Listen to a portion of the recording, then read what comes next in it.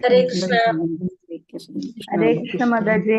ഹരേ കൃഷ്ണ. എല്ലാവർക്കും പ്രണാമം. ഹരേ കൃഷ്ണ. ഓം നമോ ഭഗവതേ വാസുദേവായ. ഓം നമോ ഭഗവതേ വാസുദേവായ. ഓം നമോ ഭഗവതേ വാസുദേവായ. ഓം അജ്ഞാനതിമിരാന്തസ്യ ജ്ഞാനാഞ്ജനാശലാകയ ചക്ഷുരുന്മീലിതം യേന തസ്മൈ ശ്രീ ഗുരവേ നമഃ. നമോ വിഷ്ണുപാദായ കൃഷ്ണപ്രേഷ്ഠായ ഭൂതലേ ശ്രീമതേ ഭക്തിവേദാന്ത സ്വാമിനിധി നാമിനേ. നമസ്തേ സാരസ്വതേ ദേവേ ഗൗരവാണി പ്രചാരിണേ നിർവിശേഷ ശൂന്യവാദി പാശ്ചാത്യദേശധാരിണേ. ജയ ശ്രീ കൃഷ്ണ ചൈതന്യ പ്രഭു നിത്യാനന്ദ ശ്രീ അദ്വൈത ഗദാധര ശ്രീവാസാദി ഗൗരഭക്തവൃന്ദ. ഹരേ കൃഷ്ണ കൃഷ്ണ കൃഷ്ണ ഹരേ ഹരേ, ഹരേ രാമ രാമ രാമ ഹരേ ഹരേ. ഹരേ കൃഷ്ണ. ശ്രീ ശ്രീ രാധാ ഗോവിന്ദ ടെമ്പിൾ ഇസ്കോൺ മാംഗ്ലൂരിന്റെ ഭക്തിരസാമൃത സിന്ധു ക്ലാസ്സിലേക്ക് എല്ലാവർക്കും സ്വാഗതം. ഹരേ കൃഷ്ണ. എല്ലാവർക്കും പ്രണാമം. നമ്മള് ഇന്ന് മൂന്നാമത്തെ അധ്യായമാണോ എടുക്കണം നമുക്ക് ഇന്ന്?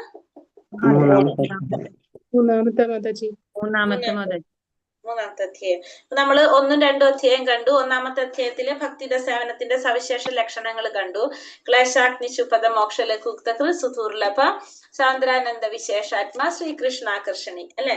അത് നമ്മള് അതിന്റെ മെയിൻ ആയിട്ട് ഡീറ്റെയിൽ ആയിട്ട് നമ്മൾ ഒന്നാമത്തെ അധ്യായം കണ്ടു. രണ്ടാമത്തെ അധ്യായത്തിൽ അത് കണ്ടത് ഭക്തിര തലങ്ങൾ കണ്ടു അല്ലെ. 3 ഭക്തി. ഏതൊക്കെയാണ് 3 ഭക്തി പറഞ്ഞത്?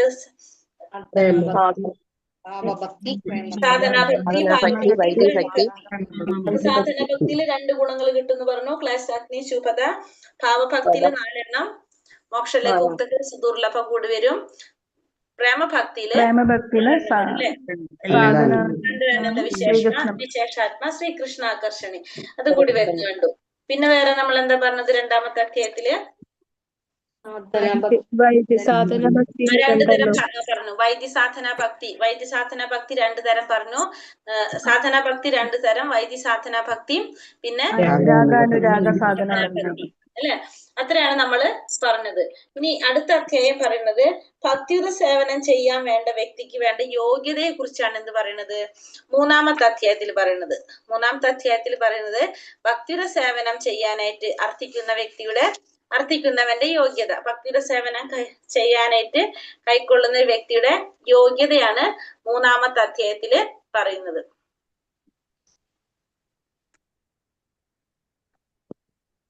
ഹരേ കൃഷ്ണ. ഭക്തിയുടെ സേവനം കൈക്കൊള്ളാൻ അർത്ഥിക്കുന്നവന്റെ യോഗ്യത. ശ്രീ ശ്രീ രാധാ ഗോവിന്ദ് കി ജയ്, ശീല പ്രഭുപാദ് കി ജയ്.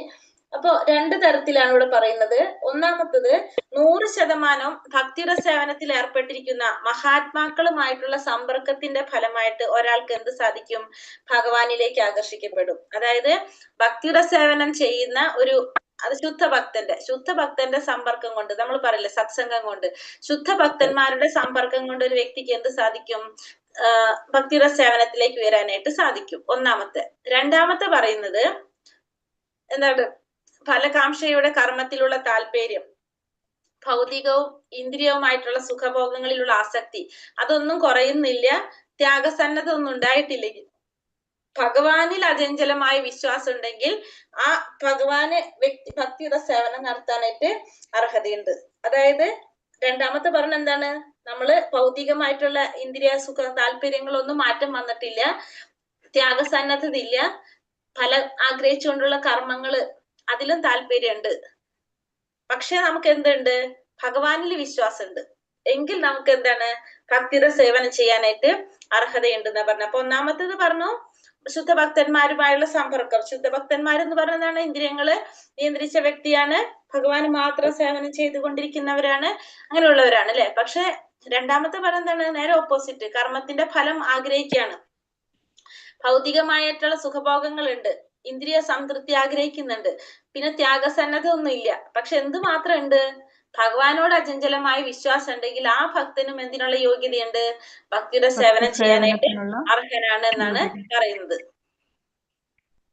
ഇനി 3 തരത്തിലുള്ള ഭക്തന്മാരെ കുറിച്ചാണ് പറയുന്നത്. നമ്മൾ പഠിച്ചിട്ടുള്ളതാണ്. ഉത്തമ ഭക്തൻ, മധ്യമ ഭക്തൻ, കനിഷ്ഠ ഭക്തൻ. ഓർമ്മയുണ്ടോ, പഠിച്ചതായിട്ട് നമ്മള്?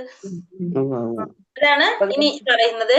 അതിൽ ഉത്തമ ഭക്തൻ എന്ന് പറഞ്ഞാല് പ്രസക്തമായ വേദഗ്രന്ഥങ്ങളിൽ നിഷ്ണാതത്വം, വേദശാസ്ത്രങ്ങളെ കുറിച്ച് അറിവുള്ളവനായിരിക്കും. പിന്നെ ആധാരമാക്കിയുള്ള ചർച്ചകളില് വൈദഗ്ധ്യം ഉണ്ടാവും, തികഞ്ഞ വിവേചന ബുദ്ധിയോടെ നിഗമനങ്ങൾ അവതരിപ്പിക്കാനുള്ള സാമർഥ്യം ഉള്ളവനായിരിക്കും. ജീവിതത്തിന്റെ പരമമായ ലക്ഷ്യം ഭക്തിയുടെ സേവനമായിട്ടുള്ള കൃഷ്ണാവോ സേവനമാണെന്ന് അയാൾക്കറിയാം. പിന്നെ തനിക്ക് ആരാധിക്കാനും സ്നേഹിക്കാനും ഭഗവാൻ മാത്രമുള്ളെന്ന് വിശ്വസിക്കുകയും ചെയ്യുന്നതാണ് ആര്, ഉത്തമ ഭക്തൻ. പിന്നെ ഈ ശ്രേണിയിൽപ്പെടുന്ന ഭക്തന്മാര് ഉത്തമനായ ഒരു ആത്മീയ ആചാര്യന്റെ ശാസനകളെ അതേപടി അനുസരിച്ച് ജീവിച്ചു പോകുന്നവരാണ്. അതായത് ഇവരെങ്ങനെയാണ് ഈ ഉത്തമ ഭക്തന്മാരെന്ന് പറഞ്ഞ അവരുടെ ആചാര്യന്മാർ അതേപടി വിശ്വസിച്ച് അവർ പറയുന്നത് അനുസരിച്ച് ജീവിച്ചു പോരുന്നവരായിരിക്കും. പിന്നെന്താണ്, ഭക്തിയുടെ സേവനത്തിൽ ഭാഗം വന്ന സ്ഥിതപ്രജ്ഞത നേടിയവരാണ് ആര്, ഉത്തമ ഭക്തന്മാരെന്ന് പറയുന്നത്. അറിയാവുന്ന കാര്യങ്ങളല്ലേ, ഇതൊന്നും പുതിയതായിട്ടില്ലല്ലോ. ഉത്തമ ഭക്തൻ എന്ന് പറഞ്ഞാൽ എപ്പോഴും ഭഗവാന് സേവനം ചെയ്ത് ഭഗവാനെ ആരാധിക്കുക, ഭഗവാനെ സ്നേഹിക്കുക, ഭഗവാൻ മാത്രമേ ഉള്ളൂ എന്ന് വിശ്വസിക്കുന്നവരാണ് ആര്, ഉത്തമ ഭക്തന്മാര്. ഇനി മധ്യമ ഭക്തന്മാർ അല്ലെ മധ്യമാധികാരി എന്ന് പറയുന്നത് മതഗ്രന്ഥങ്ങളെ ആധാരമാക്കി ന്യായവാദം നടത്തുന്നതിൽ വലിയ സാമർഥ്യം ആർക്കുണ്ടാവില്ല, മധ്യമ ഭക്തന്മാർക്ക് ഉണ്ടാവില്ല. ലക്ഷ്യത്തെ കുറിച്ചുള്ള ദൃഢമായ വിശ്വാസം ഉള്ളവരായിരിക്കും, ഭഗവാനില് വിശ്വാസം ഉണ്ടായിരിക്കും. ഭഗവാനാണ് ആരാധിക്കപ്പെടാനും സ്നേഹിക്കപ്പെടാനും യോഗ്യമായ പരമമായ വസ്തു എന്ന് ആർക്കറിയാം, മധ്യമാധികാരിക്ക് അറിയാം.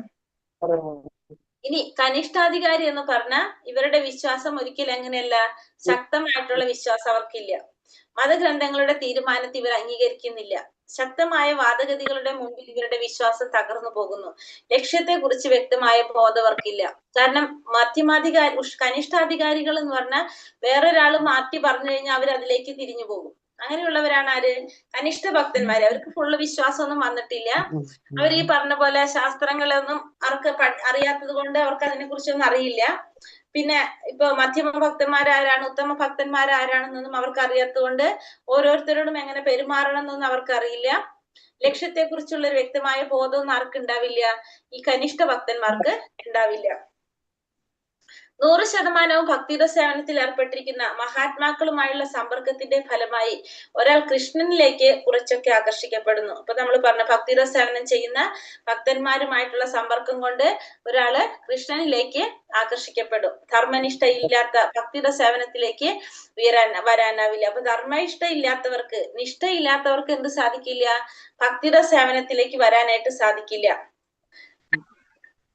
ധാർമ്മിക വൃത്തിയിൽ ഏർപ്പെടാത്ത ദുരിത അനുഭവക്കാരൻ ക്രമേണ അജ്ഞേയവാദിയോ കമ്മ്യൂണിസ്റ്റോ അതുപോലെ മറ്റു വല്ലതും ഒക്കെ ആയിത്തീരും.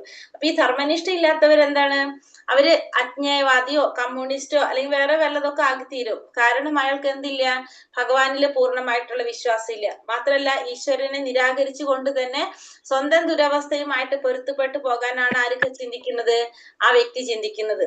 ഭഗവാനില് വിശ്വാസമില്ലാത്തവര് ഭഗവാനുള്ള ലക്ഷ്യം, ഐക്യം തങ്ങളുടെ ലക്ഷ്യമായി കാണുക. അതെന്താണ്, ഭഗവാനുമായിട്ടുള്ള ഐക്യം ആണ് തങ്ങളുടെ ലക്ഷ്യമായിട്ട് കാണുന്നത്. അതെന്താണ്, ഭൗതിക സങ്കല്പം.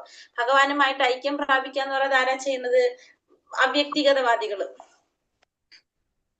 പൂർണ്ണമായ ആത്മീയ സങ്കല്പം എങ്ങനെയാണ്, പ്രപഞ്ചഘടനയിൽ തന്റെ സ്ഥാനം എന്ത് മനസ്സിലാക്കുക. അപ്പം ഭൗതികമായ ആത്മീയ സങ്കല്പത്തിൽ നമ്മൾ കണ്ടത് ആ ഭഗവാന്റെ അബ്രഹ്മജ്യോതി, പരമമായ സത്യത്തിന്റെ ബ്രഹ്മജ്യോതിയിൽ ലയിക്കുന്നത്.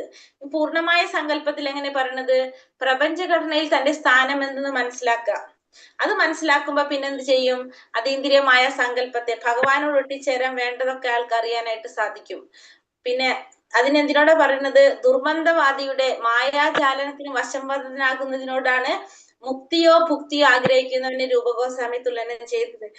കാരണം അത് ഭക്തിയുത സേവനത്തിന്റെ അതീന്ദ്രിയമായ രുചി അനുഭവിക്കാൻ സഹായിക്കുന്നില്ല.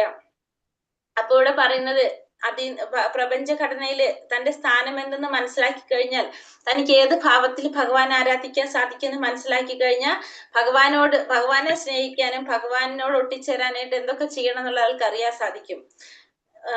ദുർമന്ത്രവാദിയുടെ മായാജാലത്തിന് വശംവദനാകുന്നതിനോടാണ് എന്തിനു പറയുന്നത്?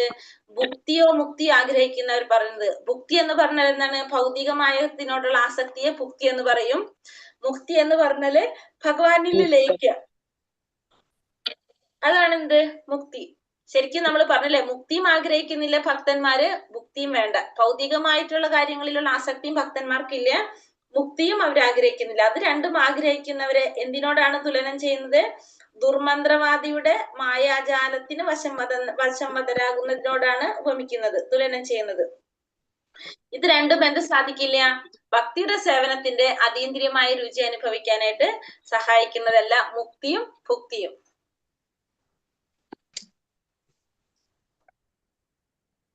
അടുത്തത് വ്യത്യസ്ത തരം കനിഷ്ഠാധികാരികൾ. നമുക്കറിയാം, കനിഷ്ഠ ഭക്തന്മാരെ നാലാക്കിയിട്ട് നമ്മളെ സുഹൃത്തികൾ നമ്മൾ പഠിച്ചിട്ടുണ്ട് അല്ലെ? ഏതൊക്കെയാണ്? ആർത്തോ, ജിജ്ഞാസു, അർത്ഥാർത്ഥി, ജ്ഞാനി. അതില് ദുഃഖിതൻ ഉദാഹരണം, ദുഃഖിതൻ, ധനകാംക്ഷി, ജിജ്ഞാസു, ജ്ഞാനി. ദുഃഖിതൻ ഉദാഹരണം നമ്മൾ കണ്ടു, ഗജേന്ദ്രനും ദ്രൗപദിയെ നമ്മൾ പറഞ്ഞിട്ടുണ്ടായിരുന്നു. പിന്നെ ധനകാംക്ഷിക്ക് ആരാണ്? ധ്രുവ മഹാരാജാവും സുഗ്രീവനും. ജിജ്ഞാസു നൈമിഷാരണ്യത്തിലെ ഋഷിമാര്. പിന്നെ ആരായിരുന്നു? പരീക്ഷിത്ത് മഹാരാജാവ്. ജ്ഞാനിക്ക് ഉദാഹരണമായിട്ട് ആരെ പറഞ്ഞ? 4 കുമാരന്മാരും പിന്നെ അതുപോലെ തന്നെ ശുകദേവ മഹർഷി. ഇവരാണ് ജ്ഞാനി. അതില് ഭഗവാൻ പറഞ്ഞു, ഭഗവാൻ ഏറ്റവും പ്രിയപ്പെട്ടത് ആരാണ്? ജ്ഞാനിയാണെന്ന് പറഞ്ഞു. ഏറ്റവും ഉത്തമനായിട്ടുള്ള ജ്ഞാനിയാണെന്ന് പറഞ്ഞു. എന്തുകൊണ്ടാണ്? ഭഗവാനെ കുറിച്ച്, ഭഗവാന്റെ ശാസ്ത്രങ്ങളെ കുറിച്ച് അറിയാന്നല്ലാതെ വേറെ ഒന്നും ആരാഗ്രഹിക്കുന്നില്ല. ആരാണ് ആഗ്രഹിക്കാത്തത്? ജ്ഞാനി ആഗ്രഹിക്കുന്നില്ല. ഈശ്വരനോട് വേറെ ഒന്നും ആവശ്യപ്പെടില്ല. ഭൗതികമായിട്ടുള്ള സുഖങ്ങളോ സൗകര്യങ്ങളോ അല്ല ജ്ഞാനി ആഗ്രഹിക്കുന്നത്. ഭഗവാനെ കുറിച്ച് അറിയാന്നുള്ള മാത്രമാണ് ആരുടെ ആഗ്രഹം? ഒരു ജ്ഞാനി ആഗ്രഹിക്കുക. അതുകൊണ്ട് ഭഗവാൻ ഏറ്റവും പ്രിയപ്പെട്ടവൻ ആരാണ്? ജ്ഞാനിയാണ്. വൈദ്യസാധന ഭക്തിയിൽ മുന്നേറാനുള്ള തടസ്സങ്ങൾ ഏതൊക്കെയാ പറയുന്നത്? ഒന്ന്, മുക്തിയോ ഭുക്തിയോ ആഗ്രഹിക്കുന്നവര്. മുക്തി ആഗ്രഹിക്കുന്നവർക്കും ഭുക്തി ആഗ്രഹിക്കുന്നവർക്കും അതിന്റെ രുചി മനസ്സിലാക്കാൻ സാധിക്കില്ല, അവര് തടസ്സം. പിന്നെ ശാസ്ത്രങ്ങളിൽ കുറെ ഉദാഹരണങ്ങൾ പറയുന്നത് വായിക്കാം നമുക്കിനി. ഇത് വായിച്ചു പോകാം. ശ്രീമദ് ഭാഗവതം 3-ാം സ്കന്ധം 25-ാം അധ്യായം 34-ാം ശ്ലോകത്തില് കപിലദേവൻ പറയുന്നത്, ഭക്തർ എല്ലാതരം മുക്തിയും നിരസിക്കുന്നു, അവർ ഭക്തിയുടെ സേവനം കൊണ്ട് തന്നെ സംതൃപ്തരാണ്. അപ്പൊ ഭക്തന്മാര് എല്ലാ തരത്തിലുള്ള മുക്തിയും ആർക്കും ഇഷ്ടമല്ല, നിരസിക്കുകയാണ് എല്ലാതരം മുക്തിയും. കാരണം അവര് മുക്തി ആഗ്രഹിക്കുന്നില്ല. അവർക്ക് എന്താണ്? ഭക്തിയുടെ സേവനം ചെയ്യാനുള്ള അവസരം മാത്രമാണ് ഭക്തർ ആഗ്രഹിക്കുന്നത്. പിന്നെ ശ്രീമദ് ഭാഗവതം 4-ാം സ്കന്ധം 9-ാം അധ്യായം 10-ാം ശ്ലോകത്തിൽ ധ്രുവ മഹാരാജാവ് പറയുന്നത്, ഭഗവാൻ അങ്ങയുടെ പാതാരവിന്ദങ്ങളുടെ ധ്യാനത്തിൽ മുഴുകുമ്പോൾ ശുദ്ധഭക്തർ അനുഭവിക്കുന്ന അതീന്ദ്രിയ ആനന്ദത്തിന്റെ സമീപത്തെങ്ങും എത്താൻ ആത്മസാക്ഷാത്കാരത്തിലൂടെ നിർവ്യക്തികവാദികൾ ആരംഭിക്കുന്ന ആനന്ദത്തിന് സാധിക്കില്ല. അങ്ങനെ ഇരിക്കെ ഏറിപ്പോയാൽ സ്വർഗലോകങ്ങളിലേക്ക് ഉയർത്തപ്പെടാൻ മാത്രം സാധ്യതയുള്ള ഫലോദിഷ്ട കർമ്മങ്ങൾ, കാമ്യകർമ്മങ്ങൾ കൊണ്ട് എങ്ങനെയാണ് അങ്ങയെ മനസ്സിലാക്കാൻ സാധിക്കുക? അപ്പൊ പറയുന്നത്, ഭഗവാന്റെ ശുദ്ധ ഭക്തന്മാർ അനുഭവിക്കുന്ന അതീന്ദ്രിയ ആനന്ദത്തിന്റെ സമീപത്ത് എത്താൻ പോലും ആർക്ക് സാധിക്കില്ല? അവ്യക്തിഗത ബ്രഹ്മത്തെ ആരാധിക്കുന്നവർക്ക് എത്താൻ സാധിക്കില്ല. പിന്നെ എങ്ങനെയാണ് ഈ ഭൗതിക ലോകത്തിലുള്ളവരെന്താണ്? കാമ്യകർമ്മങ്ങൾ ചെയ്തിട്ട് കൂടിപ്പോയവർക്ക് എവിടേക്ക് എത്താം? സ്വർഗലോകത്തെത്താം. അങ്ങനെയുള്ളവർക്ക് എങ്ങനെയാണ് ഭഗവാൻ അറിയാൻ സാധിക്കുന്നതെന്നാണ് ഇവിടെ ധ്രുവ മഹാരാജാവ് ചോദിക്കുന്നത്. പിന്നെ പറയുന്നത് അടുത്തതില്, ദുർമന്ത്രവാദിയുടെ മായാജാലനത്തിന് വശംവദനാകുന്നതിനോടാണ് മുക്തിയും ഭുക്തിയും ആരൂപിക്കുന്നത്, തുലനം ചെയ്യുന്ന രൂപഗോസ്വാമി പറയുന്നത്. മുക്തിയും ഭുക്തിയും ഇത് രണ്ടും എന്തറിയാൻ സാധിക്കില്ല? അതിന്റെ ആനന്ദം അനുഭവിക്കാനായിട്ട് സാധിക്കില്ല. വില്ലമംഗലം ഠാക്കൂർ പറയുന്നത്, മുക്തി തന്നെ സേവിക്കാനായിട്ട് എന്റെ പടിവാതിൽക്ക് കൈകൂപ്പി കാത്തു നിൽക്കുന്നു. പക്ഷെ എന്നിട്ട് പോലും മുക്തി ആർക്ക് വേണ്ട? ഇദ്ദേഹത്തിന് വേണ്ട. കാരണം ഭക്തി മാത്രമാണ് ആരാഗ്രഹിക്കുന്നത്? വില്ലമംഗലം ഠാക്കൂറും പറയുന്നത്. അതുപോലെ തന്നെ അടുത്ത് ഉദ്ധവര് പറയുന്നത്, അങ്ങയുടെ പാദങ്ങളിലുള്ള വിശ്വാസവും ഭക്തിയും അചഞ്ചലമായി നിൽക്കണേന്ന് മാത്രമാണ് എന്റെ പ്രാർത്ഥന. അപ്പൊ ഭഗവാന്റെ പാദത്തില് ഉള്ള വിശ്വാസവും അതുപോലെ തന്നെ ഭക്തി. ഇത് രണ്ടും അചഞ്ചലമായി നിൽക്കണേന്ന് മാത്രമാണ് ആര് പ്രാർത്ഥിക്കുന്നത്? ഉദ്ധവര് പ്രാർത്ഥിക്കുന്നത്. ചൈതന്യ മഹാപ്രഭു പറയുന്നത് എന്താ പറയുന്നത്? അസംഖ്യം അനുഗാമികളുടെയോ അളവറ്റ സമ്പത്തിന്റെയോ സുന്ദരിയായ ഭാര്യയുടെ രൂപത്തിലുള്ള ഭൗതിക സുഖങ്ങളൊന്നും ആർക്ക് വേണ്ട? ചൈതന്യ മഹാപ്രഭുവിന് വേണ്ട. എന്ത് മാത്രമേ ആവശ്യമുള്ള അവിടെയും? ഭഗവാനോടുള്ള ഭക്തി. അത് മാത്രാണ് ചൈതന്യ മഹാപ്രഭു പറയുന്നത്. ശ്രീമദ് ഭാഗവതം 3-ാം സ്കന്ധം 5-ാം അധ്യായം 26-ാം ശ്ലോകത്തില് കപില മഹർഷി പറയുന്നത്, എന്റെ വിവിധ രൂപങ്ങൾ, മുഖകാന്തി, വശ്യമായ ശരീരവടിവ് എന്നിവയിൽ യഥാർത്ഥ ഭക്തൻ ആകൃഷ്ടനാകുന്നു. അവർക്ക് എന്റെ ധാമത്തിൽ എന്റെ ചങ്ങാതികളുടെ കൂട്ടത്തിൽ ഞാൻ സ്ഥാനം നൽകുന്നു. അപ്പൊ ഭഗവാന്റെ രൂപത്തില്, ഭഗവാന്റെ മുഖകാന്തിയില്, ഭഗവാന്റെ ശരീരവടിവ്, ഇതിലൊക്കെ ആര്? യഥാർത്ഥ ഭക്തന്മാര് ആകർഷകരാകുന്നു. അപ്പൊ ഭഗവാനോട് ആകർഷണം തോന്നുന്നു, രൂപം കൊണ്ട് ആകർഷണം തോന്നുന്നവരെ ഭഗവാൻ ആരാക്കും? ഭഗവാന്റെ ചങ്ങാതികളുടെ കൂട്ടത്തിലാണ് അവർക്ക് സ്ഥാനം നൽകുന്നതെന്ന് ആര് പറയുന്നുണ്ട്? കപിലദേവൻ പറയുന്നുണ്ട്.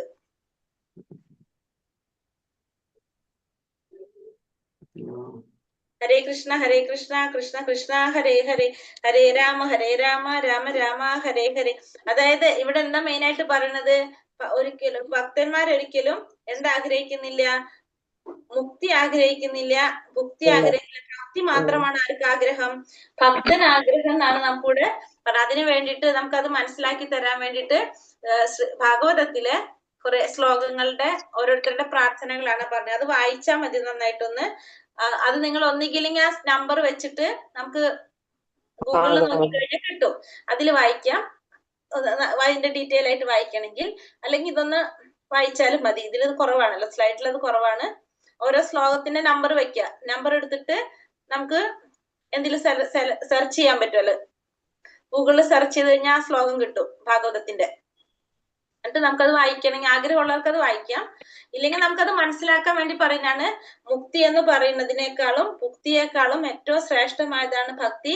ഭക്തിയുടെ സേവനം ചെയ്യാനായിട്ടുള്ള ഒരാളുടെ യോഗ്യത എന്ന് പറയുന്നത് ഒന്നെന്ത് വേണം? ഭഗവാനിൽ വിശ്വാസം ഉണ്ടാവണം, പിന്നെ ശുദ്ധ ഭക്തന്മാരുടെ സാന്നിധ്യം. ഇത് രണ്ടുമാണ് ഇവിടെ പറഞ്ഞത്. ഹരേ കൃഷ്ണ. അതിൽ എന്തെങ്കിലും സംശയം ഉണ്ടോ? അതില് അടുത്തും കൂടി എടുക്കട്ടെ.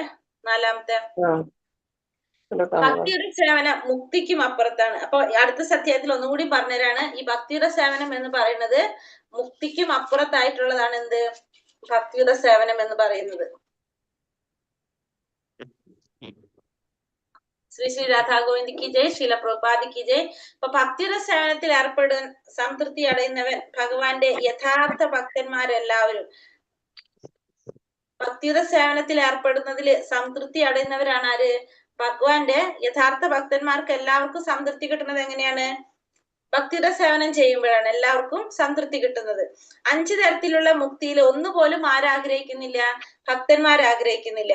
ഏതൊക്കെയാണ് 5 തരത്തിലുള്ള മുക്തികള്? സായുജ്യം, സാമീപ്യം, സാലോക്യം, സാരൂപ്യം, സാഷ്ട്യം. 5 തരത്തിലുള്ള മുക്തി ഒരെണ്ണം പോലും ആർക്ക് വേണ്ട?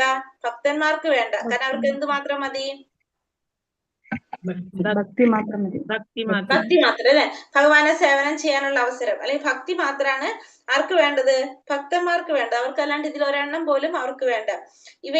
ഇവയിൽ പോലും താല്പര്യമില്ലാത്ത സ്ഥിതിക്ക് അവർ ഭൗതിക സമൃദ്ധി എങ്ങനെ നിസ്സാരമായി കണക്കാക്കുന്നതെന്ന് വ്യക്തമാണ്. അപ്പൊ ഇതുപോലും അവർക്ക് വേണ്ടെങ്കിൽ പിന്നെ ഭൗതികമായിട്ടുള്ള സമൃദ്ധി ആരാഗ്രഹിക്കുന്നുണ്ടാവില്ല? ഒരിക്കലും ഭക്തന്മാര് ആഗ്രഹിക്കുന്നുണ്ടാവില്ല. ഇനി മുക്തിയും ഭുക്തിയും നിരസിക്കുന്ന ഭക്തന്മാരുടെ ഉദാഹരണങ്ങൾ ശാസ്ത്രത്തിലുള്ളതാണ് ഇവിടെയും നമുക്ക് പറഞ്ഞത്. അത് എത്രത്തോളം വിശേഷപ്പെട്ടതാണ്. ഭക്തി ഏറ്റവും പ്രധാനപ്പെട്ടതും മുക്തിയും ഭുക്തിയും ആരും ആഗ്രഹിക്കുന്നില്ല ഭക്തന്മാർ എന്നുള്ളതിന് നമുക്ക് ശാസ്ത്രത്തിൽ ഉദാഹരണങ്ങൾ പറയുന്നതാണ്. ഇനി ഇതേപോലെ തന്നെ നമുക്ക് വായിക്കാം. നിങ്ങൾക്ക് ഇത് കൂടുതൽ വായിക്കാൻ അറിയണം എന്നുണ്ടെങ്കിൽ ഇതിനെ കുറിച്ച് ഭയങ്കര ഡീറ്റെയിൽ ആയിട്ട് എന്തിലുണ്ടാവും? നമ്മൾ ഗൂഗിളില് എടുക്കുക, ശ്രീമദ് ഭാഗവതം 4-ാം സ്കന്ധം 20-ാം അധ്യായം 24-ാം ശ്ലോകം അടിച്ചു കൊടുത്താൽ അതിന്റെ വരും ഫുള്ള്. അപ്പൊ അത് വായിച്ചു നോക്കാം കേട്ടോ. അപ്പൊ അതില് പൃഥു മഹാരാജാവ് പറയുന്നതാണ്, നിരന്തരം അങ്ങയെ സ്തുതിച്ചു പാടാൻ പരസഹസ്ര നാവുകളും അവ കേൾക്കാൻ നിരന്തരം പരസഹസ്രം കാതുകളും എനിക്ക് ഭയങ്കര ഇടി കൊടുക്കവിടെ. എനിക്ക് നൽകി അനുഗ്രഹിക്കണമേ എന്ന് മാത്രമാണ് എന്റെ പ്രാർത്ഥന. എനിക്ക് മുക്തിയോ ആത്മീയ മോചനമോ ആവശ്യമില്ല. അപ്പൊ പൃഥു മഹാരാജാവ് എന്താ പറയുന്നത്? നിരന്തരം അങ്ങയെ സ്തുതിച്ചു പാടാനായിട്ട് പരസഹസ്രം നാവുകളും അവ നിരന്തരം കേൾക്കാൻ പരസഹസ്രം കാതുകളും നൽകി അനുഗ്രഹിക്കണമേ എന്ന് മാത്രമാണ് പ്രാർത്ഥിക്കുന്നത്. എനിക്ക് എന്ത് വേണ്ട? മുക്തിയും വേണ്ട, ഭുക്തിയും വേണ്ട, ആത്മീയ മോചനം ഒന്നും എനിക്ക് വേണ്ട. എനിക്ക് എന്ത് മാത്രം മതി? ഭഗവാനെ സ്തുതിച്ചു പാടാനായിട്ട് പരസഹസ്രം നാവ് വേണം, കേൾക്കാനായിട്ട് പരസഹസ്രം കാതുകൾ വേണം. അതിന് മാത്രം എന്നെ അനുഗ്രഹിക്കണം എന്നാണ് പറയുന്നത്. പിന്നെ 5-ാം സ്കന്ധം 14-ാം അധ്യായത്തില് 44-ാമത്തെ ശ്ലോകത്തിൽ പറയുന്നത്, മഹാനായ ചക്രവർത്തി ഭരതൻ ജീവിതത്തിൽ എല്ലാ സുഖ സൗകര്യങ്ങളും ഉപേക്ഷിച്ചു. ഭൗതികമായിട്ടുള്ള എല്ലാ ഐശ്വര്യങ്ങളും ഉപേക്ഷിച്ചതാണ് ആര്? ഭരത മഹാരാജാവ്. പക്ഷെ അദ്ദേഹത്തിന് എല്ലാ ഐശ്വര്യങ്ങളും നൽകാനായിട്ട് ആര് തയ്യാറായിരുന്നു? ഭാഗ്യദേവത ലക്ഷ്മി ദേവി തയ്യാറായിരുന്നു. പക്ഷെ ആ വക സമൃദ്ധികളൊന്നും ആര് കൈക്കൊണ്ടില്ല? ഭരത മഹാരാജാവ് കൈക്കൊണ്ടില്ല. കാരണം അദ്ദേഹം അതിനും മേലെ എന്താണ് കാണുന്നത്? ഭക്തിയാണ് അദ്ദേഹത്തിന് വേണ്ടതായിരുന്നു. ഭൗതികമായ സൗകര്യങ്ങളൊന്നും ആർക്ക് വേണ്ടായിരുന്നു? ഭരത മഹാരാജിന് വേണ്ടായിരുന്നു. ഭാഗവതം 6-ാം സ്കന്ധം 11-ാം അധ്യായം 25-ാം ശ്ലോകത്തില് വൃതാസുരൻ കുറിച്ച് എന്താ പറയുന്നത്? ഭഗവാനെ ഭക്തിയുടെ സേവനം ഉപേക്ഷിച്ചാൽ ഒരു പക്ഷെ അങ്ങ് എന്നെ ധ്രുവലോകത്തിലേക്ക് ഉയർത്താം, പിന്നെ അതുപോലെ തന്നെ പ്രപഞ്ചത്തിലെ സർവ്വ ലോകങ്ങളുടെയും അധിപതിയും ആക്കിന്ന് വരാം. പക്ഷെ എനിക്ക് അതൊന്നും വേണ്ട. യോഗാസിദ്ധി വേണ്ട, എനിക്ക് ഈ പറഞ്ഞ സൗകര്യങ്ങളും സുഖങ്ങളും ഒന്നും വേണ്ട. ആത്മീയ വിമോചനം, മുക്തി ഞാൻ ആഗ്രഹിക്കുന്നില്ല. എന്ത് മാത്രം എനിക്ക് വേണ്ടു? അങ്ങയുമായുള്ള സമ്പർക്കവും പിന്നെ അതുപോലെ തന്നെ അനശ്വരവും സർവാതിശയമായിട്ടുള്ള സേവനം ചെയ്യാനുള്ള അവസരവും, അത് മാത്രമാണ് ഞാൻ ആഗ്രഹിക്കുന്നത്. അങ്ങക്ക് സേവനം ചെയ്യാനുള്ള അവസരം മാത്രമാണ് ഞാൻ ആഗ്രഹിക്കുന്നതാണ് വൃതാസുരൻ പറയുന്നത്. ഇനി ശ്രീമദ് ഭാഗവതം 6-ാം സ്കന്ധം 8-ാം അധ്യായം 74-ാം ശ്ലോകത്തില് ഇന്ദ്രൻ തിഥിയോട് പറയുന്നതാണ്, അമ്മേ എല്ലാവിധത്തിലുള്ള ആഗ്രഹങ്ങൾ ഉപേക്ഷിച്ച് ഭഗവാൻകൽ ഭക്തിയുടെ സേവനം ചെയ്യുന്നവർക്കറിയാം അവരുടെ താല്പര്യം എന്താണെന്ന്. അവരാണ് ജീവിത പൂർണ്ണതയിലേക്ക് പുരോഗമിക്കുന്ന കാര്യത്തിൽ ഏറ്റവും വിദഗ്ധരായിട്ടുള്ളവര്. അപ്പോൾ ഇവിടെ പറയുന്നത് എല്ലാ വിധത്തിലുള്ള ആഗ്രഹങ്ങൾ ഉപേക്ഷിച്ച് ഭഗവാനെ ശരണം പ്രാപിക്കുക. അങ്ങനെ ഭക്തിയുടെ സേവനം ചെയ്യുന്നവർക്ക് അറിയാം എന്ത്? അവരുടെ താല്പര്യം എന്താണ്. അപ്പൊ ജീവിതത്തിന്റെ പുരോഗതി കാര്യത്തിൽ പുരോഗതിക്കുന്ന വിദഗ്ധന്മാർ അങ്ങനെയുള്ള. അപ്പൊ എല്ലാ വിധത്തിലുള്ള ആഗ്രഹങ്ങൾ ഉപേക്ഷിച്ച് ഭഗവാന് ശരണം പ്രാപിച്ച് ഭക്തിയുടെ സേവനം ചെയ്യുന്നവർക്കാണ് ഇതിനെക്കുറിച്ച് അറിയാൻ സാധിക്കുക. അവരാണ് ജീവിതത്തില് പരിപൂർണത നേടിയിട്ടുള്ളവരിൽ എന്ന് പറയുന്നു. പിന്നെ ശ്രീമദ് ഭാഗവതം 7-ാം സ്കന്ധം 6-ാം അധ്യായം 25-ാം ശ്ലോകത്തിൽ പ്രഹ്ലാദ മഹാരാജാവ് പറയാണ്, നിങ്ങൾക്ക് കൃഷ്ണനെ സന്തോഷിപ്പിക്കാൻ കഴിഞ്ഞാൽ ആത്മീയ വിമോചനമോ ഭൗതിക ബന്ധനത്തിലുള്ള മോചനമോ കൊണ്ടൊന്നും നേടാനില്ല. കാരണം സദാ തിരുനാമം ഉരുവിടുകയും തന്തിരുവടി പാതാരബന്ധങ്ങളിലെ സുഖ ആസ്വദിക്കുക, ശരണാഗതി പ്രാപിക്കുകയും ചെയ്യുന്നവന് ഇപ്പറഞ്ഞ ഒന്നിന്റെയും ആവശ്യമില്ല. അപ്പൊ ഭഗവാനെ ശരണാഗതി പ്രാപിക്കുന്നവന്, ഭഗവാന്റെ നാമം എപ്പോഴും ജപിച്ചുകൊണ്ടിരിക്കുന്നവന് ഒന്നും ചെയ്യേണ്ട ആവശ്യമില്ല. ഭൗതിക മോചനത്തിനുള്ള മുക്തിയോ ആത്മീയ മോചനം ഒന്നും നമ്മൾ നോക്കേണ്ട ആവശ്യമില്ല. കാരണം ഭഗവാനെ സന്തോഷിപ്പിക്കാൻ കഴിഞ്ഞു കഴിഞ്ഞാൽ അവർക്ക് ഭക്തൻ എന്താണ്? ഭക്തി കിട്ടി. ഭക്തി അതായത് ഭഗവാൻ പിന്നെന്താണ്? ആ ഭക്തന്റെ സന്തോഷം നോക്കിക്കൊണ്ടേ ഇരിക്കുന്നതാണല്ലോ. അപ്പൊ അതുകൊണ്ട് വേറെ ഒന്നും ചെയ്യേണ്ട ആവശ്യമില്ല അതിനു വേണ്ടിയിട്ട് എന്നാണ് ആര് പറയുന്നത്? പ്രഹ്ലാദ മഹാരാജാവ് പറയുന്നത്. അടുത്തത് ഇന്ദ്രദേവൻ പറയുന്നത് 7-ാം സ്കന്ധം 8-ാം അധ്യായം 42-ാം ശ്ലോകത്തിൽ ഇന്ദ്രൻ പറയുന്നത്, യഥാർത്ഥത്തിൽ ഞങ്ങൾ യജ്ഞാംശങ്ങളുടെ അനുഭോക്താക്കളല്ല. ഞങ്ങളുടെ ഒരേ ഒരു ധർമ്മം എന്താണ്? അങ്ങയുടെ സേവനത്തിൽ നിരതരാകുക എന്നാണ്. ഞങ്ങളുടെ ശരിയായ ധർമ്മം ഭഗവാന്റെ സേവനം ചെയ്യാന്നുള്ളതാണ് ദേവന്മാരുടെ ധർമ്മം. അങ്ങാണ് ശരിക്കും ആര്? ഭോക്താവ്. നമ്മൾ ഭഗവത്ഗീതയിൽ പഠിക്കുന്നുണ്ട് അല്ലെ? ഭോക്താവ് ആരാണ്? അങ്ങാണ്. ഞങ്ങളുടെ ധർമ്മം അങ്ങയെ സേവിക്കുക എന്നുള്ളതാണ് ഞങ്ങളുടെ ധർമ്മം എന്നാണ് ഇന്ദ്രൻ പറയുന്നത്. ഗജേന്ദ്രൻ പറയുന്നത് എന്താണ്? 8-ാമത്തെ സ്കന്ധം 3-ാം അധ്യായം 20-ാമത്തെ ശ്ലോകത്തില്, എന്നാൽ മഹാത്മാക്കളുടെ പാദസേവനത്തിലൂടെ ഭൗതികമായ അഭിലാഷങ്ങളിൽ നിന്ന് മുക്തി നേടിയ യഥാർത്ഥ ഭക്തന്മാർ സദാ പരമാനന്ദ ഉപായോധിയിൽ മുങ്ങിക്കുളിക്കുകയാണെന്നും ആ ഒറ്റ കാരണം കൊണ്ട് തന്നെ അങ്ങയുടെ സർവമംഗളദായിയായ ഗുണഗണങ്ങളെ വാഴ്ത്തിപ്പാടുന്നതിൽ സർവവിധ സംതൃപ്തിയും അനുഭവിക്കുകയാണെന്നും ഞാൻ മനസ്സിലാക്കുന്നു. അപ്പോ പറയുന്നത് ഗജേന്ദ്രൻ പറയുന്നത്, മഹാത്മാക്കളുടെ പാദസേവനത്തിലൂടെ ഭൗതികമായ അഭിലാഷങ്ങളിൽ നിന്ന് മുക്തി നേടിയിട്ടുള്ള യഥാർത്ഥ ഭക്തന്മാര് സദാ എന്ത് അനുഭവിക്കുകയാണ്? പരമാനന്ദ വയോധിയിൽ മുങ്ങിക്കുളിക്കുകയാണെന്നും ആ ഒറ്റ കാരണം കൊണ്ട് തന്നെ അവർക്ക് എന്ത് സാധിക്കും? സർവമംഗളദായിട്ടുള്ള ഭഗവാന്റെ ഗുണങ്ങൾ വാഴ്ത്തിപ്പെടുന്നതിൽ സർവതൃപ്തിയും അനുഭവിക്കുക. ആണെന്ന് മനസ്സിലാക്കാനായിട്ട് ആര് മനസ്സിലാക്കുന്നു? ഗജേന്ദ്രൻ മനസ്സിലാക്കുന്നു. അതായത് ഭഗവാന്റെ യഥാർത്ഥ ഭക്തന്മാര്, മഹാത്മാക്കൾ ഭഗവാന്റെ പാദസേവനത്തിലൂടെ അവർ ആനന്ദം അനുഭവിക്കുകയാണ് ചെയ്യുന്നത്. അപ്പൊ അവര് ഭഗവാന്റെ ഗുണഗണങ്ങൾ വാഴ്ത്തിപ്പാടുന്നതില് സർവ്വവിധ സംതൃപ്തിയും അനുഭവിക്കുന്നു. നാഗപത്നിമാര് പ്രാർത്ഥിക്കുന്നത് 10-ാം സ്കന്ധം 16-ാം അധ്യായം 37-ാം ശ്ലോകത്തില്, അങ്ങയുടെ പാദപാംസുക്കൾ അണിയുന്നവര് മറ്റു സിദ്ധികളൊക്കെ തൃണം പോലെയായിട്ടാണ് കാണുന്നത്. മറ്റുള്ള സിദ്ധികളൊന്നും ആരാഗ്രഹിക്കുന്നില്ല, തൃണം പോലെ കാണുന്നെന്നാണ് നാഗപത്നിമാര് പ്രാർത്ഥിക്കുന്നത്. കാരണം അവർക്ക് ഭഗവാന്റെ സേവനം ചെയ്യാനുള്ളത് മാത്രം എല്ലാവരും ആഗ്രഹിക്കുന്നുള്ളൂ എന്നുള്ളത് ഇവിടെ പറഞ്ഞുതരാണ്. പിന്നെ വേദങ്ങളുടെ മൂർത്തരൂപമായിട്ടുള്ള ശ്രുതികളുടെ പ്രാർത്ഥന 10-ാം സ്കന്ധം 87-ാം അധ്യായം 21-ാം ശ്ലോകത്തില്, ജീവൻമുക്തരായ ആത്മീയാചാര്യന്മാരുമായി ബന്ധം പുലർത്താൻ വേണ്ടി ഗാർഹിക സുഖാനുഭൂതികളെല്ലാം ത്യജിച്ച് ഇവിടെ എത്തിയിരിക്കുന്നവരും അങ്ങേക്ക് വേണ്ടി ഭക്തിയുടെ സേവനത്തിൽ മാത്രം നിരതരാകുന്ന ഭക്തന്മാർ മുക്തിയെ നിസാരമായിട്ട് തള്ളിക്കളയുന്നെന്നാണ് ആര് പറയുന്നത്? ശ്രുതികൾ പറയുന്നത്. പിന്നെ കൃഷ്ണൻ ഉദ്ധവരോട് പറയുന്ന വാക്കുകൾ 11-ാം സ്കന്ധം 20-ാം അധ്യായം 34-ാം ശ്ലോകത്തില് കൃഷ്ണൻ പറയുന്നത്, ഉദ്ധവരെ, എന്റെ സേവനത്തിൽ മാത്രം അഭയം തേടിയിട്ടുള്ള ഭക്തന്മാർ മറ്റൊരു താല്പര്യമോ അഭിലാഷമോ ഇല്ലാതെ എനിക്ക് വേണ്ടി ഭക്തിയുടെ സേവനത്തിൽ മാത്രം അത്യന്തം നിഷ്ഠയോടെ ശ്രദ്ധ കേന്ദ്രീകരിച്ചിരിക്കുന്നവരാണ്. 4 തരത്തിലുള്ള ആത്മീയ ഐശ്വര്യങ്ങൾ വെച്ച് നീട്ടിയാലും അവരതൊക്കെ നിരാകരിക്കും. അപ്പൊ പിന്നെ ഭൗതിക ലോകത്തിലുള്ള വസ്തുക്കളുടെ കാര്യം പറയണ്ടല്ലോ. അപ്പൊ ഉദ്ധവരോട് ഭഗവാൻ പറയുന്നതാണ്, ഭഗവാന്റെ ഭക്തന്മാര് വേറെ ഒന്നിലും താല്പര്യമില്ല. അവരെന്ത് മാത്രം ആഗ്രഹിക്കുന്നു? ഭഗവാന്റെ സേവനം ചെയ്യാൻ മാത്രം ആഗ്രഹിക്കുന്നു. അതിൽ മാത്രമാണ് ശ്രദ്ധ കേന്ദ്രീകരിച്ചിരിക്കുന്നത്. അവർക്ക് ഈ 4 വിധത്തിലുള്ള ഐശ്വര്യങ്ങള്, ഫസ്റ്റത്തെ വിജയഭക്തി ഭക്തന്മാർ ഒരിക്കലും ചിന്തിക്കുന്നില്ല, അവഗണിക്കുന്നതാണ്. ബാക്കി 4 എണ്ണത്തിൽ ഏത് വെച്ച് നീട്ടിയാലും അവരെന്തൊക്കെ ചെയ്യണം? അതിനവര് നിരാകരിക്കുകയാണ് ചെയ്യുന്നത്. പിന്നെ ഭൗതികമായ വസ്തുക്കളുടെ കാര്യം പിന്നെ പറയണ്ടല്ലോ എന്നാണ് പറയുന്നത്. ശ്രീമദ് ഭാഗവതം 10-ാം സ്കന്ധം 14-ാം അധ്യായം 14-ാമത്തെ ശ്ലോകത്തിൽ പറയുന്നത്, ഉദ്ധവരെ, എന്നെ കുറിച്ചും എന്റെ പ്രവർത്തനങ്ങളെ കുറിച്ചുമുള്ള ചിന്തകൾ കൊണ്ട് നിറഞ്ഞ മനസ്സോടു കൂടിയവർ ബ്രഹ്മപദമോ ഇന്ദ്രപദവിയോ സർവ്വലോകാധിപത്യമോ അഷ്ടൈശ്വര്യ സിദ്ധിയോ എന്തിനധികം മുക്തി പോലും ആരും ആഗ്രഹിക്കുന്നില്ല. ഭഗവാന്റെ പ്രവർത്തനങ്ങളെ കുറിച്ച് ചിന്തിച്ചു കൊണ്ടിരിക്കുന്ന ഭക്തന്മാർക്ക് ഈ പറഞ്ഞതൊന്നും വേണ്ട. ബ്രഹ്മപദം വേണ്ട, ഇന്ദ്രപദവി വേണ്ട, സർവ്വലോകത്തിന്റെ ആധിപത്യം വേണ്ട, അഷ്ടൈശ്വര്യ സിദ്ധിയോ ഇതൊന്നും വേണ്ട, അവർക്ക് മുക്തി പോലും വേണ്ട എന്നാണ് പറയുന്നത്. ഉദ്ധവരോട് ഭഗവാൻ പറയുന്നതാണ് ഇതെല്ലാം. പിന്നെ അടുത്തത് 12:10:6 മഹാദേവൻ ദേവിയോട് പറയുന്നതാണ്. എന്താണ്? മഹർഷി മാർക്കണ്ഡേയൻ എന്ന ബ്രാഹ്മണന് ഭഗവാനിൽ അചഞ്ചലമായ ഭക്തിയും വിശ്വാസവും സിദ്ധിച്ചു. എന്നാൽ ഒരിക്കലും ഭഗവാനോട് എന്ത് ചോദിച്ചില്ല? വരം ചോദിച്ചിട്ടില്ല. ഭൗതിക ലോകത്തു നിന്നുള്ള മോചനം പോലും ആര് പറഞ്ഞിട്ടില്ല? മാർക്കണ്ഡേയ മഹർഷി ആവശ്യപ്പെട്ടില്ല. കാരണം എന്ത് മാത്രം മതി?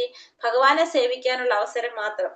പിന്നെ പത്മപുരാണത്തില് ദാമോദരാഷ്ടകത്തില് ദാമോദര ഭഗവാന്റെ ലീലകളിൽ പറയുന്നത്, അതായത് എന്താണ്? ദാമോദര രൂപത്തില് ഭഗവാനെ കാർത്തിക മാസത്തിൽ ആരാധിക്കുന്നത്.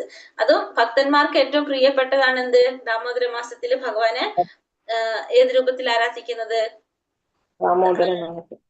ദാമോദര രൂപത്തിൽ ആരാധിക്കുന്നത്. അതിനെ കുറിച്ച് പറയുന്നത്. പിന്നെ പഞ്ചരാത്രത്തില് ഹയർശീർഷ പഞ്ചരാത്രത്തില് പ്രഹ്ലാദ മഹാരാജാവ് പറയാണ്, ശ്രീരാമന്റെ നിത്യദാസനായ ശ്രീ ഹനുമാനെയാണ് പ്രഹ്ലാദൻ മാതൃകയാക്കുന്നത്. മോക്ഷലബ്ധിക്ക് ശേഷവും അങ്ങയുടെ നിത്യദാസൻ എന്ന നിലയ്ക്കുള്ള നാം തമ്മിലുള്ള ബന്ധത്തിന്റെ ശക്തി കുറയ്ക്കുന്നതൊന്നും എനിക്ക് വേണ്ട. അതായത് മോക്ഷം ലഭിച്ചു കഴിഞ്ഞാൽ ഇനി നമ്മൾ തമ്മിലുള്ള ഭക്തിയില് ബന്ധത്തിന്റെ കുറവ് വരുന്നതാണെങ്കിൽ അതൊന്നും എനിക്ക് വേണ്ട. എനിക്കും എന്തുമാത്രം മതി? എന്നെന്നും ഭഗവാന്റെ ദാസനായിട്ട് ഇരുന്നാൽ മതി എന്നാണ് പ്രഹ്ലാദൻ പറയുന്നത്. പിന്നെ പരീക്ഷിത്ത് മഹാരാജാവ് പറയുന്നത് 6:14-5 കഠിനമായ തപോനുഷ്ഠാനങ്ങൾ നടത്തിയ മഹാത്മാക്കൾക്കും ജ്ഞാനം കൊണ്ട് മുക്തി നേടിയവർക്ക് പോലും ഭഗവത് ഭക്തന്മാരാകുന്നതിന് എന്ത് വേണ്ടി വരും? കഠിനാധ്വാനം ചെയ്യേണ്ടി വരും എന്ന് കേട്ടിട്ടുണ്ട്. പക്ഷെ അങ്ങനെയുള്ള ആളുകള് കുറവാണ്. അപ്പൊ തപോനുഷ്ഠാനങ്ങളും മഹാത്മാക്കൾ ജ്ഞാനം കൊണ്ട് മുക്തി നേടിയവർ പോലും നമുക്ക് എന്ത് കിട്ടില്ല? ഭക്തി കിട്ടില്ല. അതിനു വേണ്ടിയിട്ട് എന്ത് വേണം? കഠിനമായ തപോനുഷ്ഠാനങ്ങൾ ചെയ്യാനും സങ്കല്പിക്കാൻ കഴിയാത്തത്ര വലിയവനാണ് ആര്? ഭഗവാൻ. അങ്ങനെ ഈ മഹർഷിമാർക്കോ ജ്ഞാനികൾക്കോ പരമഹംസർക്കോ പോലും ഭഗവാനെ കുറിച്ച് അറിയാൻ സാധിക്കുന്നില്ലെങ്കിൽ പിന്നെ എങ്ങനെയാണ് താരതമ്യേന ബുദ്ധി കുറഞ്ഞ സ്ത്രീകൾക്ക് അങ്ങയെ മനസ്സിലാക്കാൻ സാധിക്കാന്നാണ് ആര് ചോദിക്കുന്നത്? കുന്തിദേവി ചോദിക്കുന്നത്. ആത്മാരാമ പദ്യത്തില് 1-ാം സ്കന്ധം 7-ാം അധ്യായം 10-ാം ശ്ലോകത്തില് പറയുന്നത്, ഭൗതിക മാലിന്യങ്ങളിൽ നിന്നും പൂർണ്ണമായി മുക്തരായവർക്ക് പോലും ഭഗവാൻ തന്റെ അതീന്ദ്രിയ ഗുണഗണങ്ങളിൽ ആകൃഷ്ടനാകുന്നു. അപ്പൊ ഭൗതിക മാലിന്യങ്ങളിൽ നിന്ന് അത് മുക്താത്മാക്കൾ പോലും എന്താഗ്രഹിക്കാണ്?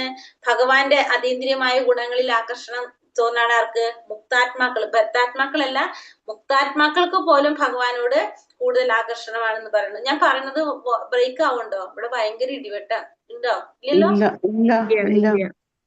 കേൾക്കാം മാതാജി. കേൾക്കുന്നുണ്ട് അല്ലെ?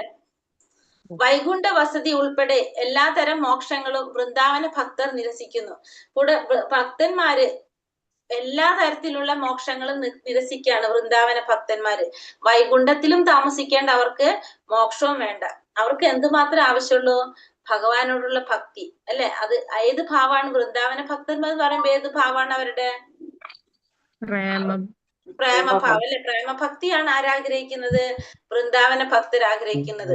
സ്പീഡ് കൂടുണ്ടോ? ഇടികാരണം കൊണ്ട് അറിയാൻ സ്പീഡ് ഉണ്ടോ? 5 തരം മുക്തിയിൽ ഭക്തൻ ഒരിക്കലും സ്വീകരിക്കാത്തത് സായുജ്യ മുക്തിയാണ്. മറ്റു 4 ഭക്തന്മാർ ആഗ്രഹിക്കുന്നില്ലെങ്കിൽ പോലും ഭക്തി സങ്കല്പത്തിനെതിരല്ല. അപ്പൊ നമുക്കറിയാം 5 തരം മുക്തിയിൽ ഭക്തന്മാർ ഒരിക്കലും സ്വീകരിക്കാത്തതാണ് എന്ത്? സായുജ്യ മുക്തി. പക്ഷെ 4 മുക്തി ഭക്തന്മാർക്ക് വേണ്ട. പക്ഷെ അതെന്തല്ല ഒരിക്കലും ഭക്തിക്ക് തടസ്സമല്ല. കാരണം എല്ലാവരും ഭഗവാന്റെ രൂപമുണ്ടെന്ന് ചിന്തിക്കുന്നവരാണ്. ഭഗവത് ഭക്തന്മാർ 4 തരത്തിലുണ്ട്. ഒന്ന് എങ്ങനെ പല തരത്തിലുണ്ട്. അവരിൽ വൃന്ദാവനത്തിലെ സാക്ഷാൽ കൃഷ്ണനിലേക്ക് ആകർഷിക്കപ്പെടുന്നവരാണ് ഉത്തമ ഭക്തരായിട്ട് കാണുന്നത്. അപ്പൊ ഭക്തന്മാര് പലതരത്തിലുണ്ട്. അപ്പൊ അതില് വൃന്ദാവന കൃഷ്ണനെ ആരാധിക്കുന്നവരാണ്, ആകർഷിക്കപ്പെടുന്നവരാണ് ആര്? ഉത്തമ ഭക്തന്മാരായിട്ട് പറയുന്നത്. ഗോകുലത്തിലെ അഥവാ വൃന്ദാവനത്തിലെ ഭഗവാന്റെ ലീലാവിലാസങ്ങളിൽ ആകർഷരാകുന്ന ഭക്തന്മാരാണ് ഏറ്റവും ശ്രേഷ്ഠരായ ഭക്തന്മാരെന്ന നിഗമനത്തിലാണ് രൂപഗോസ്വാമി പറഞ്ഞത്. അപ്പൊ വൃന്ദാവനത്തിലെ ഭഗവാന്റെ ലീലകളിൽ ആകർഷരാകുന്നവരാണ് ശ്രേഷ്ഠരായ ഭക്തന്മാര്. അപ്പോ ഭക്തന്മാരൊരിക്കലും വൈകുണ്ഠത്തിന്റെയോ ദ്വാരകയുടെയോ പോലും സമൃദ്ധിയിൽ ആകർഷിക്കപ്പെടുന്നില്ല. കാരണം അവിടെയൊക്കെ എന്താണ്? ഐശ്വര്യങ്ങളാണ്, സമൃദ്ധിയാണ്. അത് ആർക്ക് വേണ്ട? ഭക്തന്മാർക്ക് വേണ്ട. അവർക്ക് എന്താണ് വേണ്ടത്? ഭഗവാനെ സേവനം ചെയ്യാനായിട്ട്. അതായത് വൃന്ദാവന കൃഷ്ണനെ സേവനം ചെയ്യാനാണ് ആരാഗ്രഹിക്കുന്നത്? പ്രേമഭക്തിയോടുകൂടി. അതാണ് ഭക്തന്മാർ ആഗ്രഹിക്കുന്നത്. അത് തന്നെയാണ് ഏറ്റവും അവരാണ് ഏറ്റവും ശ്രേഷ്ഠമായ ഭക്തന്മാർ എന്നാണ് ആര് പറയുന്നത്? രൂപഗോസ്വാമി പറയുന്നത്. ഭഗവാന്റെ ഏതെങ്കിലും ഒരു നിശ്ചിത രൂപത്തിൽ ആകർഷിക്കപ്പെടുന്ന ഭക്തൻ ഭഗവാനെ മറ്റൊരു രൂപത്തിൽ കാണാൻ താല്പര്യം കാണിക്കാറില്ല. ഉദാഹരണം പറയുന്നത് ശ്രീരാമസ്വാമിയെ ഭക്തനായിട്ടുള്ള ഹനുമാൻ സ്വാമി. ശ്രീരാമസ്വാമി തന്നെയാണ് ഭഗവാൻ നാരായണൻ എന്ന് ആർക്കറിയാം? ഹനുമാൻ അറിയാം. പക്ഷെ ഹനുമാന് ഭഗവാൻ ഏത് രൂപത്തിലാണ് ഇഷ്ടം? ശ്രീരാമസ്വാമിയുടെ രൂപമാണ് ഇഷ്ടം. ആ ശ്രീരാമനെ സേവിക്കാനാണ് ആരാഗ്രഹിക്കുന്നത്? ഹനുമാൻ സ്വാമി ആഗ്രഹിക്കുന്നത്. അതുപോലെ തന്നെ പ്രഹ്ലാദൻ ആരെയാണ്? നരസിംഹ ഭഗവാനെയാണ് ആരാധിക്കുന്നത് അല്ലെ? അപ്പൊ വേറൊരു ഭാവത്തിൽ കാണാനായിട്ട് ആ ഭക്തന് ഇഷ്ടം ഉണ്ടാവില്ല എന്ന്. ഹരേ കൃഷ്ണ കൃഷ്ണ കൃഷ്ണ ഹരേ ഹരേ, ഹരേ രാമ രാമ രാമ